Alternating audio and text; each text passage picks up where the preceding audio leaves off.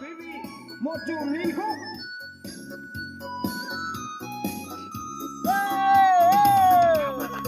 Gõ cửa trái tim van em được vào, dù tình xót đau chung tân nguyệt đào. ngủ vùi với chim bao nỗi niềm mắn xanh sao, nhưng em vẫn ngóng tim anh mở cửa.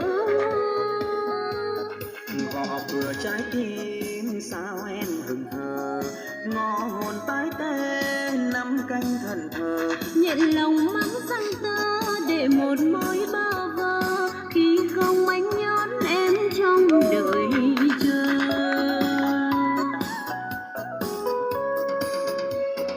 Ôi cứ tim em bằng vàng, Đến tiếng kêu nghe bể bàng, để anh gõ cửa miên man mà em không trốn ngồi hát.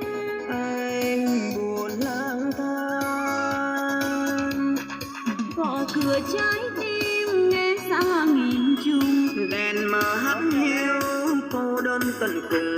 đàn lờ phím sai cung, tình này cũng mong lung.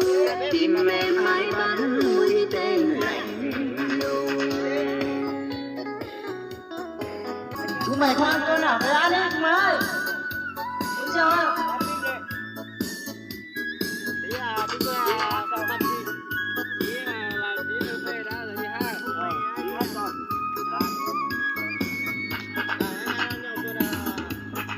Gõ cửa trái tim van em được vào, dù tình xót đau chung tân nguyệt đào. Ngồi vùi với chim bao nỗi niềm mắn xanh sao, nhưng em vẫn ngóng tim anh mở cửa. Gõ cửa trái tim sao em hững hờ, ngõ hồn tái tê